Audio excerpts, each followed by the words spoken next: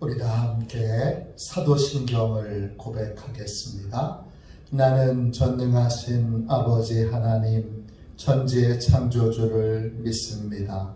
나는 그의 유일하신 아들 우리 주 예수 그리스도를 믿습니다.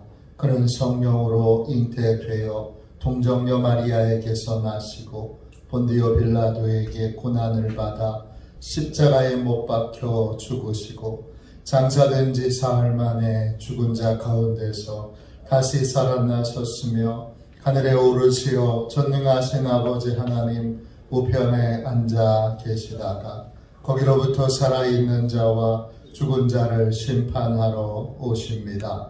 나는 성령을 믿으며 거룩한 공교회와 성도의 교제와 죄를 용서받는 것과 몸의 부활과 영생을 믿습니다. 아멘. 우리 함께 찬양하겠습니다. 찬송가 280장입니다.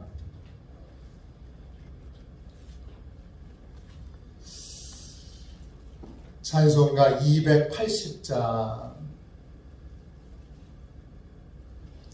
함께 우리 찬양 드리도록 하겠습니다.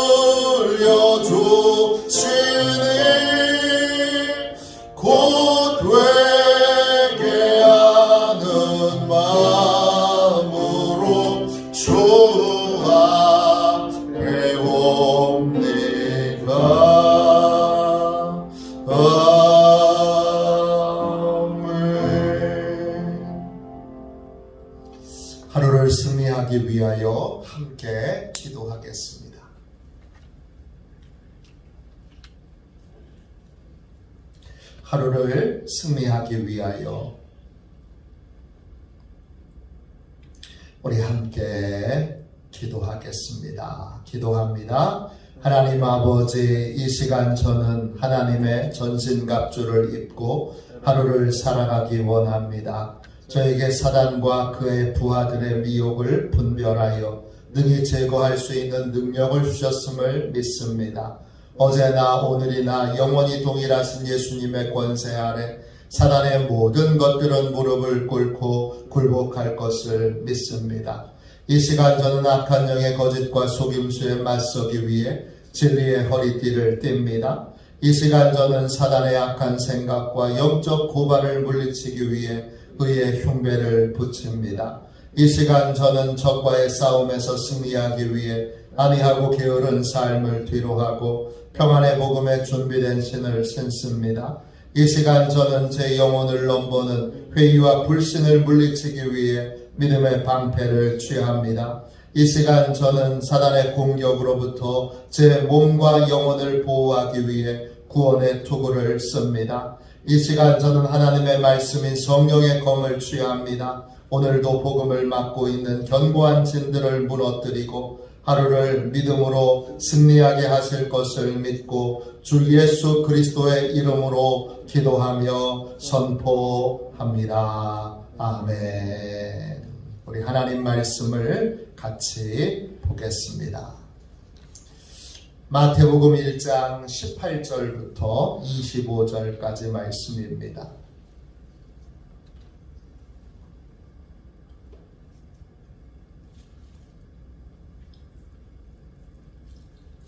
마태복음 1장 18절부터 25절까지 말씀입니다. 신약성경 1페이지 되겠습니다. 18절부터 25절까지 교독하겠습니다. 예수 그리스도의 나심은 이러하니라. 그의 어머니 마리아가 요셉과 약혼하고 동거하기 전에 성령으로 잉태된 것이 나타났더니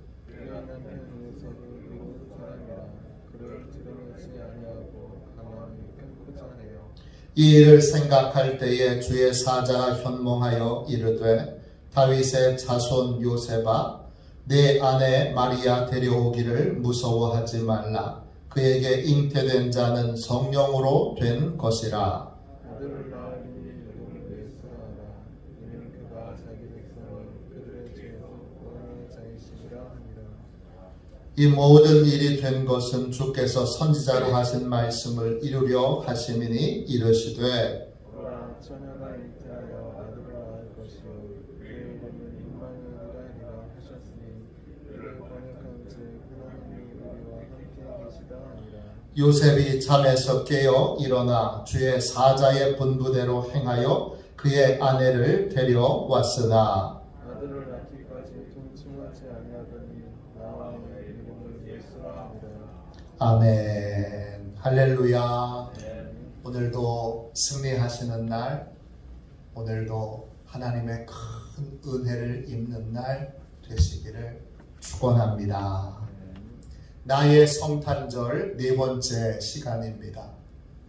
오늘은 이제 어떻게 맞이해야 하나요?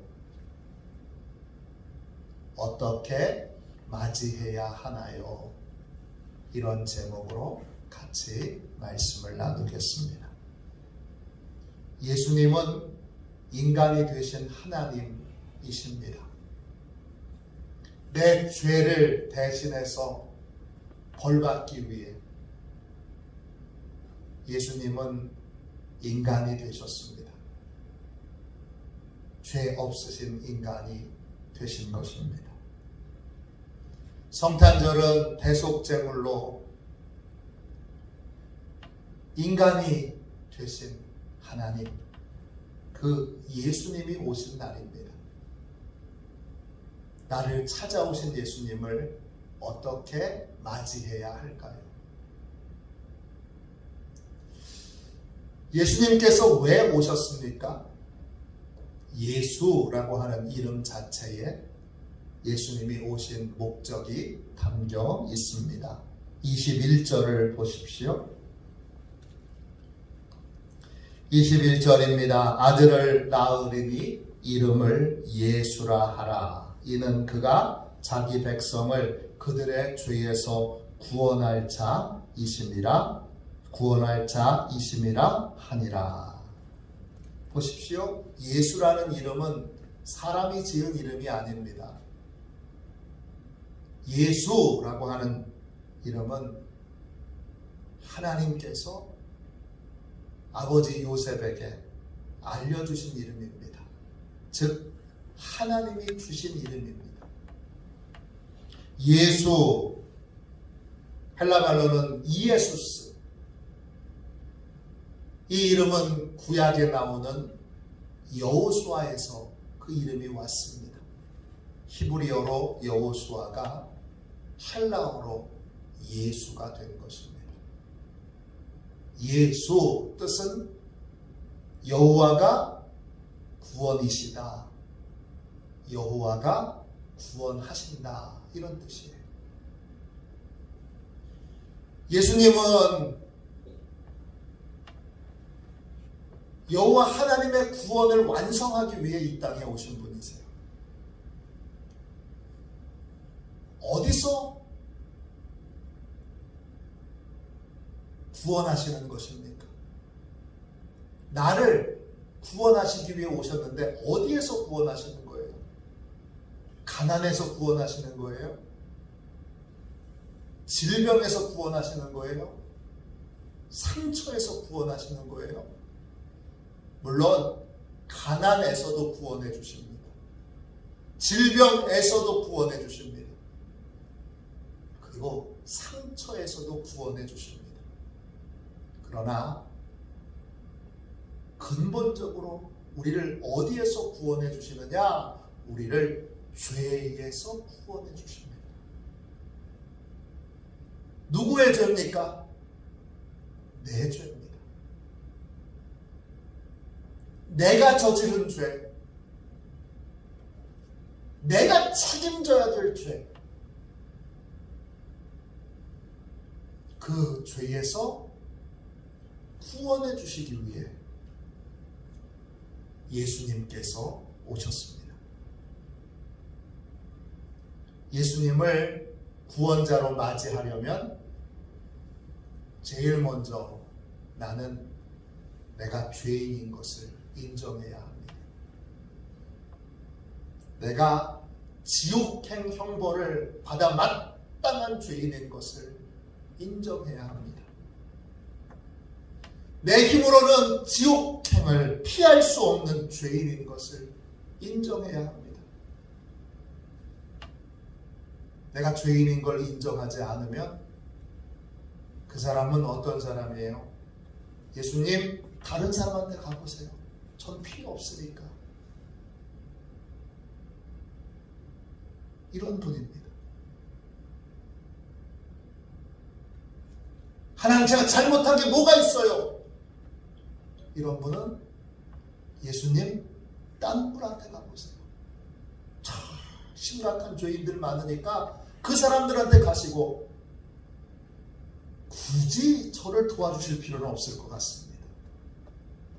굳이 저한테 오실 필요는 없을 것 같습니다. 이렇게 말하고 있는 사람입니다. 지금은 고인이 되신 방재일 목사님께서 99세가 되셨을 때 중앙일보하고 인터뷰를 하셨습니다.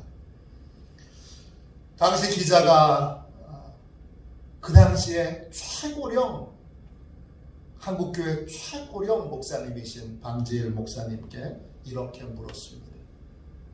목사님, 기독교의 핵심이 뭡니까? 방 목사님께서 이렇게 대답하셨습니다.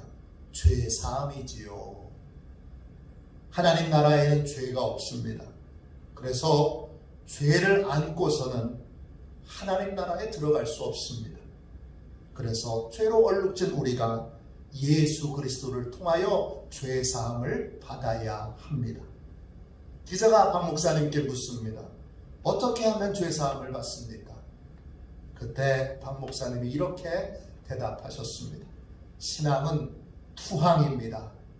내가 들고 있는 총, 칼을 내려놓고 하나님께 투항하는 것입니다. 신앙이 투항이라면 투항이 어떤 겁니까? 내가 죄인이라는 사실을 인정하는 것입니다. 또 내 힘으로는 죄의 문제를 해결할 수 없다는 걸 인정하는 겁니다. 그래야 예수님이 나한테 오실 수 있습니다. 그래야 나에게 예수님이 필요합니다. 신앙생활을 오래 하다 보면요, 어느 순간 자기가 죄인인 것을 잊어버립니다. 그래서 예수님이 누구한테만 필요한 거예요? 새가족한테만 필요한 거예요. 이제 막 예수 믿게 된 사람에게만 필요한 거예요. 지금 아직도 예수 믿지 않는 사람에게만 필요한 거예요. 나에게는 필요하지 않은 거예요. 왜? 나는 이미 의로운 사람이 됐으니까. 정말 그렇습니까? 예수님이 찾으시는 사람은 스스로 의인이라는 착각에 빠진 사람이 아닙니다. 예수님이 찾으시는 사람은 스스로 죄인인 것을 인정하고 예수님의 도움을 받으려는 사람입니다. 마가복음 2장 17절입니다. 건강한 자에게는 의사가 쓸데없고 병든 자에게라야 쓸데있느니라. 나는 의인을 부르러 온 것이 아니요 죄인을 부르러 왔노라 하시니라. 자신이 누구인지 모르는 사람은 구원자를 필요로 하지 않습니다. 세상 사람들이 예수님을 필요로 하지 않는 이유는 뭐지요? 착각에 빠져 있기 때문입니다. 어떤 착각입니까? 스스로 의인이라는 착각입니다. 또 어떤 착각입니까? 스스로의 노력으로 얼마든지 죄의 문제점을 해결할 수 있다고 착각하고 있는 사람입니다. 이런 사람들은 내 죄가 얼마나 심각한지 모릅니다. 내 영혼이 죄로 말미암아 얼마나 심각하게 병들어 있는지 모릅니다. 그래서 착각에 빠져서 인생과 세월을 낭비합니다. 허비합니다. 그냥 주님께 돌아와서 주님의 도움을 받으면 되는데 자기 힘으로 해보려고 자기의 총, 자기의 칼을 들고 열심히 예수님의 도움을 거절합니다. 내가 해볼 테니까 기다리세요. 내가 해볼 테니까 기다려 달란 말입니다. 아니 좀 가만히 좀 계세요. 참견 좀 하지 마시고 제발 좀 가만히 좀 계세요. 왜 이렇게 잔소리를 하세요? 필요 없으니까 좀 가만히 계시고 제가 할 테니까 좀 기다리세요. 그러면서 자기 힘으로 자기 노력으로 스스로 의롭게 되려고 의를 쟁취하려고 그렇게 세월과 시간을 낭비합니다. 나는 나를 제대로 볼 줄 모릅니다. 내 기준으로 볼 때 우리가 우리 자신을 얼마나 너그럽게 여기는지 아주 좋은 예가 하나 있습니다. 알카포네라고 하는 미국 갱단, 마피아라고 하는 갱단, 깡패 집단의 두목이 있습니다. 이 알카포네는 시카고에 살았던 전설적인 깡패 집단의 두목입니다. 마리오 푸조의 소설, 나중에 영화로도 만들어졌던 대부라고 하는 영화의 실제 주인공입니다. 이분은 도박, 매춘, 밀주 이런 걸로 떼돈을 벌었습니다. 그리고 수많은 사람들을 살해했습니다. 경찰에게 체포당했을 때 이분의 혐의 가운데는 300명 이상을 살해했다는 혐의가 있습니다. 한 명이 아닙니다. 2명이 아닙니다. 10명이 아닙니다. 300명입니다, 여러분. 그런데 이분이 체포됐을 때 기자회견을 했어요. 뭐라고 얘기했는 줄 아세요? 나는 일생 동안 사회와 이웃을 위해 봉사를 하며 살아왔습니다. 그런데 그 대가가 고작 세상의 비난과 범죄자라는 낙인뿐이라니 너무나 억울합니다. 알카포네의 고백을 보면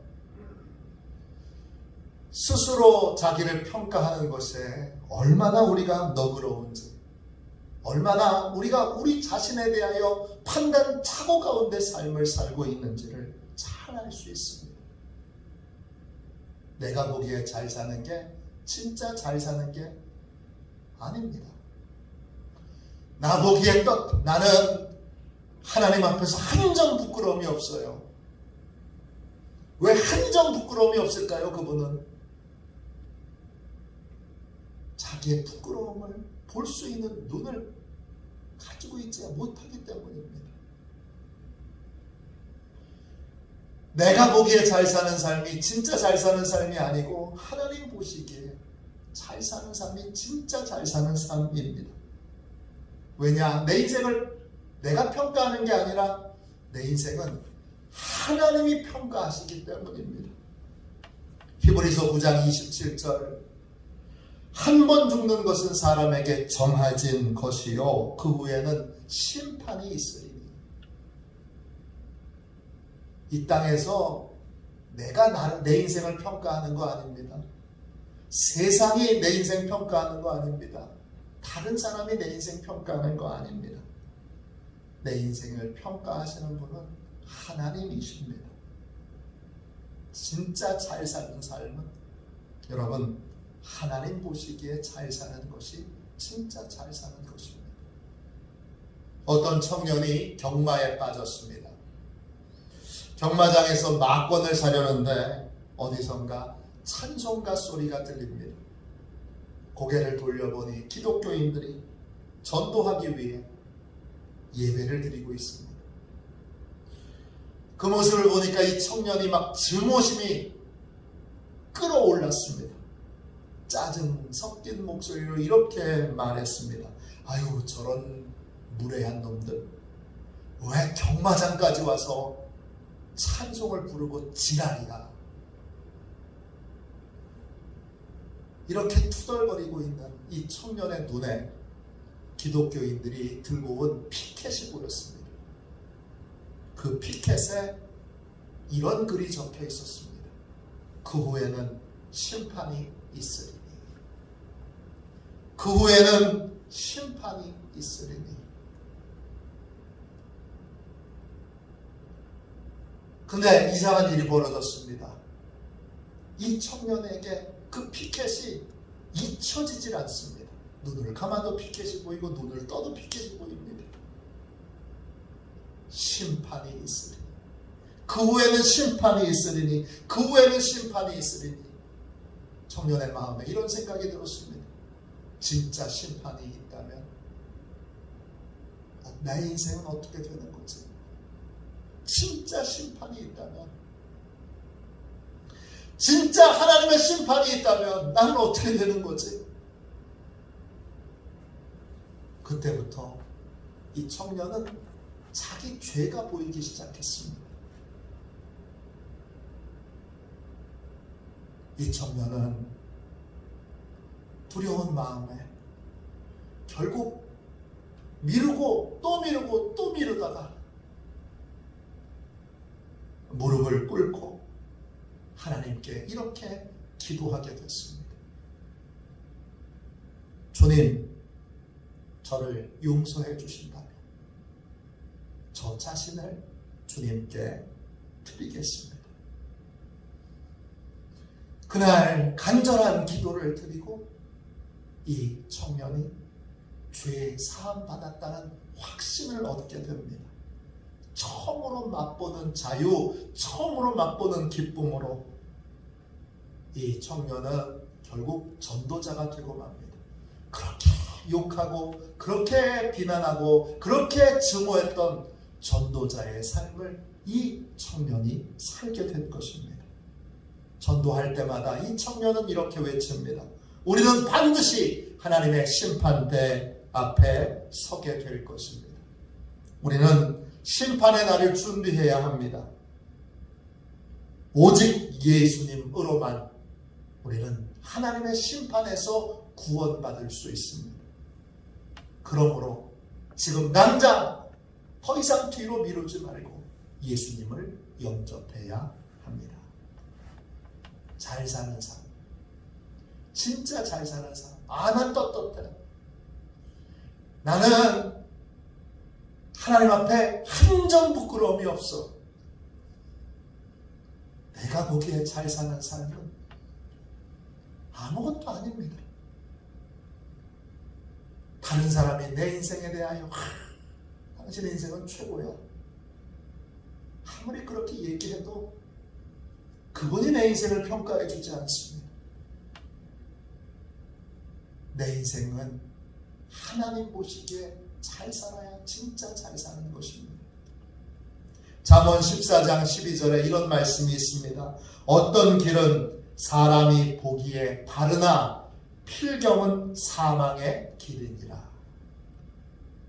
스스로 의인이라고 하는 착각에 빠져 사는 삶의 결국은 사망입니다. 내 노력으로 죄사함을 얻으려고 또 내 노력으로 죄사함을 얻을 수 있다는 착각 속에서 열심히 사는 인생의 결국은 하나님의 심판입니다. 결국은 사망입니다. 결국은 멸망입니다. 하나님의 심판대 앞에서 어떤 분은 이렇게 말할지 모릅니다. 하나님, 억울합니다. 전 누구보다 착하게 살았습니다. 전 누구보다 열심히 살았습니다. 전 누구보다 정직하게 살았습니다. 그런데 왜 제가 지옥에 가야 합니까? 왜 지옥에 갑니까? 내 기준으로 나를 보지 말고 하나님의 기준으로 나를 봤어야 하는데 평생 내 기준으로, 세상의 기준으로 나를 보며 나를 판단하며 살아왔기 때문입니다.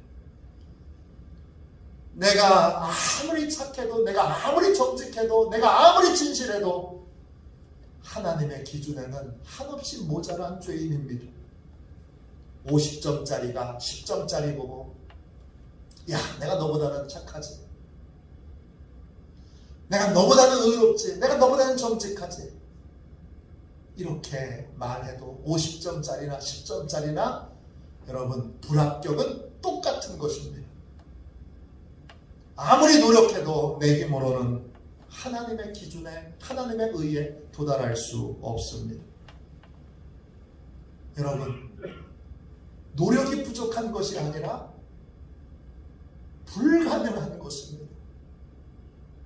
예수님이 오신 이유는 우리가 하나님의 의를 얻기에 노력이 부족한 것이 아니라 하나님의 의를 얻는 것이 불가능하기 때문입니다. 스스로 구원을 얻으려고 하는 사람, 스스로 죄사함을 받으려고 하는 사람은 어떤 사람과 같으냐? 헤엄쳐서 태평양을 건너려고 하는 사람하고 똑같습니다. 수영을 잘하는 사람과 못하는 사람이 있습니다. 수영을 잘하는 사람은 한강도 건넙니다. 한강쯤은 건널 수 있습니다. 거뜬하게 건너는 분이 있습니다. 그런데 아무리 수영을 잘해도 태평양은 건널 수 없습니다. 그건 헤엄쳐서 건널 수 없습니다. 그러면 태평양은 건널 수 없는 겁니까? 아닙니다. 어떻게 건너면 됩니까? 배를 타거나 비행기를 타면 됩니다. 스스로의 힘으로 태평양을 헤엄쳐서 건널 수 없다는 걸 인정하고 배에게 나를 맡겨야 합니다. 비행기에게 나를 맡겨야 합니다. 배나 비행기에게 나를 맡기면 헤엄쳐서 건널 때 당하게 되는 고통을 겪지 않아도 됩니다.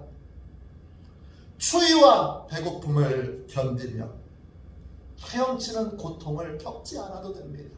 편안하게 배나 비행기에게 맡기면 때를 따라 시간마다 맛있는 걸 줍니다. 그리고 편안하게 쉽니다. 그렇게 쉬다 보면 태평양을 건너게 되는 것입니다. 우리에게 구원자를 주신 이유는 여기에 있습니다. 내가 내 힘으로 죄사함을 받아야지. 내가 내 힘으로 의롭게 돼야지. 이건 불가능하다는 것을 인정해야 예수님께 나를 맡길 수 있습니다. 노력이 부족해서가 아니라 죄로 말미암은 내가 너무나 심각한 그러한 병이 들어있기에 나는 예수님이 아니고서는 고침받을 수 없는, 예수님이 아니고서는 달라질 수 없는 그러한 죄인 중에 죄인이기에 예수님이 오신 것입니다. 우리는 스스로의 의인이라는 착각에서 벗어나서 나를 찾아오신 주님께 잘 오셨습니다. 주님, 저는 주님이 찾으시는 바로 그 죄인입니다. 고백해야 합니다. 이사야 64장 6절처럼 고백해야 합니다. 무릇 우리는 다 부정한 자 같아서 우리의 의는 다 더러운 옷 같으며 우리는 다 잎사귀같이 시들므로 우리의 죄악이 바람같이 우리를 몰아가나이다. 우리는 예수님께 고백해야 합니다. 주님, 저는 부정한 자입니다. 제 의는 죄로 다 더러워졌습니다. 저 안엔 의로운 것이 하나도 없습니다. 저는 예수님이 필요합니다. 예수님이 저를 외면하시면 전 지옥 갈 수밖에 없습니다. 저는 예수님이 없이는 지옥 갈 수밖에 없는 죄인 중에 죄인입니다. 나를 좀 붙들어 주십시오. 나를 좀 고쳐 주십시오. 나를 좀 새롭게 만들어 주십시오. 저는 예수님의 사랑이고 싶습니다. 이렇게 고백해야 합니다. 내가 예수님이 찾으시는 그 한 사람의 죄인이 될 때 크리스마스는 나의 크리스마스가 되는 것입니다. 스스로 의인이라고 하는 착각에서 깨어나야 합니다. 성령님께 제발 좀 이 착각에서 벗어날 수 있게 해달라고, 그래서 나 좀 제대로 볼 수 있게 해달라고 기도해야 합니다. 그렇게 기도하면 내가 얼마나 많은 깨지고 부서지고 망가진 죄인 중에 죄인인 것인지 내 죄가 보입니다. 내가 얼마나 많은 사람에게 상처와 고통과 아픔을 준 몹쓸 죄인인지 성령님이 보여주십니다. 그때 고백할 수밖에 없습니다. 나한테 예수님이 필요합니다. 나를 고쳐주시고 내 죄값을 치르시기 위해 나 대신 벌을 받으실 수 있는 유일한 분, 그 예수님이 나에게 필요합니다. 고백할 수밖에 없습니다. 어느 교회에 의사 장로님이 계십니다. 의사로 자수성가를 하셨습니다. 아내 전도로 교회에 다니기 시작해서 교회를 열심히 섬겨 장로님이 되셨습니다. 이 장로님에게는 불만이 하나 있습니다. 늘 교회를 보면서 이런 생각이 들었습니다. 왜 우리 교회는 쓸만한 인간이 하나도 오질 않나? 왜 다 저런 너절너절한 인간들만 오나? 어느 해에 기도원으로 수련회를 갔습니다.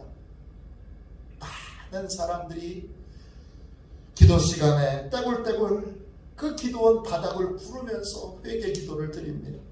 그 모습을 보니까 장로님이 거기서 같이 그 부류의 인간들하고 섞이고 싶지 않습니다. 교회는 왜 이렇게 한심한 인간들만 있나? 그래서 이 장로님이 혼자 기도하려고 그 예배당 밖으로 나가서 숲속 안으로 들어가서 혼자 하나님께 기도를 드리게 됐습니다. 한참을 혼자서 집중하여 기도하고 있는데 기도 중에 하나님이 환상을 하나 보여주십니다. 저 멀리에서 어떤 사람이 다가오는데 벌써 가까이 오니까 악취가 납니다. 점점 다가오는데 세상 어디에도 볼 수 없었던 더럽고 냄새나는 옷을, 냄새도 그렇게 냄새나는 옷을 입은 거지가 한 명이 걸어오고 있습니다. 머리부터 발끝까지 상처가 나고 그 상처에는 누런 고름이 질질 흐릅니다. 야, 어떻게 저런 인간이 다 있나? 너무나 혐오스러워서 그 사람을 피하려고 하는데 하늘로부터 음성이 들립니다. 자세히 좀 봐라. 자세히 좀 봐라. 그 사람이 바로 너다. 깜짝 놀라서 거지의 얼굴을 뚫어져라 다시 보니까 그 거지가 자기 얼굴을 하고 있습니다. 그 순간 거꾸러져서 그날부터 장로님이 회개 기도를 드리기 시작합니다. 무려 한 달 동안 눈을 떠도 눈물이 나고 눈을 감아도 눈물이 나고 밥을 먹어도 눈물이 나고 쉬어도 눈물이 나고 눈물이 멈추질 않습니다. 한 달을 울고 또 울고 또 웁니다. 그러자 나 같은 죄인을 구원해 주신 하나님의 은혜가 얼마나 큰지를 깨닫게 됩니다. 또 교회에서 만나는 모든 분들이 왜 이렇게 훌륭해 보이는지, 왜 이렇게 대단해 보이는지, 내가 어떻게 저렇게 훌륭한 분들과 함께 신앙생활을 하게 됐나, 그렇게 감사한 마음, 기쁜 마음만 가득합니다. 이 장로님 이렇게 이 마음과 이 생각으로 교회를 섬기시다가 80세에 하나님의 부름을 받았습니다. 오늘 이 새벽에 뭐가 필요합니까? 성령님께서 우리의 착각을 벗겨주시도록 기도하는 것, 그 기도가 필요합니다. 내가 하늘의 기준을 잃어버릴 때, 하나님 보시기에 내가 어떤 사람인가 하나님을 바라보지 않을 때, 우리는 어느 순간 교만의 자리에 올라서 사람들을 평가하고 사람들을 비판하고 사람들을 공격하는, 하나님을 예배하는 사람이 아닌 사람들을 평가하는 재판장의 자리에 올라가 있습니다. 오늘 주님 내려오게 해주십시오. 주님이 필요한 사람으로, 주님이 찾으시는 죄인으로 다시 내려가게 해주십시오. 착각에서 벗어나 주님의 은혜가 없이는 구원받을 수 없는 죄인의 자리에, 악한 죄인의 자리에 다시 내려가 진짜 죄인된 내 모습을 보여주시도록. 그래서 예수님이 절대적으로 필요한 죄인인 것을 인정하고 고백할 수밖에 없는 그러한 은혜를 입은 용서함을 받은 죄인이 될 수 있도록 오늘 하나님 앞에 간절히 기도하는 이 새벽이 되시기를 주님의 이름으로 축원합니다. 기도하겠습니다. 자비로우신 주님,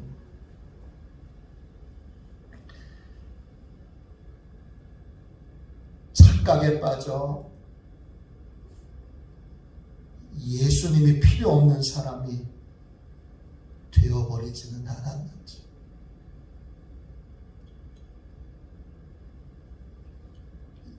십자가 구원이 필요 없는 인생이 되지는 않았는지 주님 저희를 보여주시기를 구합니다. 죄인을 구원하시기 위해 오신 주님,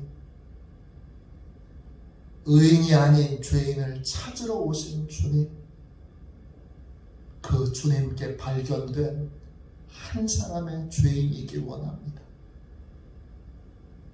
하나님 앞에 서게 하여 주시고, 성령님 이 새벽에 모든 착각에서 우리를 벗겨내 주셔서 우리 자신을 볼 수 있게 하여 주시고, 우리 안에 있는 죄가 우리를 얼마나 망가뜨리고 깨뜨리고 부서뜨렸는지를 보게 하여 주옵소서. 내가 얼마나 몹쓸 짓을 하며 인생을 살았는지를 보게 하여 주옵소서. 오늘 기도합니다. 성령님, 예수님이 절대적으로 필요한 죄인으로 이 성탄을 맞이하게 하여 주옵소서. 예수님이 오시는 것을 막아서서 다른 사람에게 가십시오. 나는 예수님이 필요 없는 의인입니다. 나는 예수님이 필요 없는, 스스로 죄의 문제를 해결할 수 있는 능력이 많은 사람입니다. 이렇게 주여 교만을 떨지 않도록, 주여 모든 착각에서, 모든 잘못된 판단의 기준에서 우리를 건져내 주옵소서.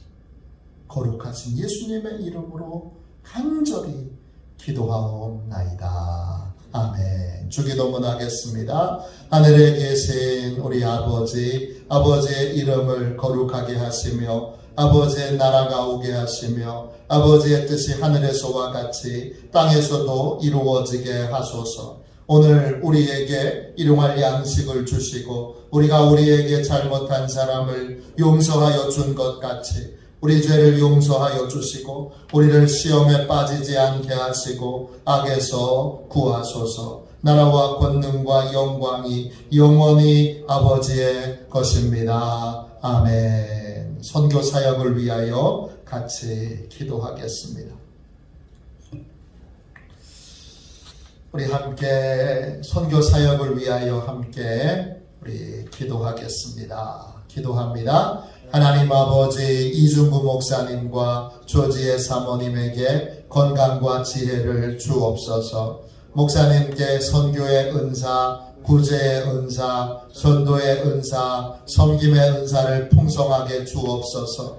목사님께 물권 영권 풍성케 하사 하나님의 선교 사명을 능히 이루게 하옵소서. 목사님의 말씀을 통해 선교사들과 전도자들이 양성되고 교육되어 파송되게 하옵소서. 목사님을 통해 화도 시온교회가 강화 지역을 복음과 사랑으로 잘 섬기게 하시고 강화 지역을 거룩하게 변화시키는 능력의 공동체가 되게 하소서. 목사님을 통해 믿음의 어린이, 믿음의 청소년, 믿음의 청년, 믿음의 청장년, 믿음의 남성, 믿음의 여성들을 계속 일으켜 세우게 하시고 모든 세대가 함께하는 튼튼한 신앙 공동체를 이루게 하소서. 목사님을 통해 화도시온교회 모든 성도들이 기도의 일꾼, 전도의 일꾼, 양육의 일꾼, 봉사의 일꾼들로 변화되고 양육되게 하소서. 화도시온교회가 대한민국을 거룩하게 만들고 통일을 앞당기며 5대양 6대주를 변화시키는 선교 공동체로 부흥케 하옵소서.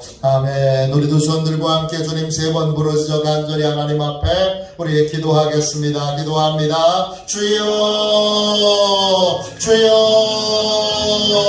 주여.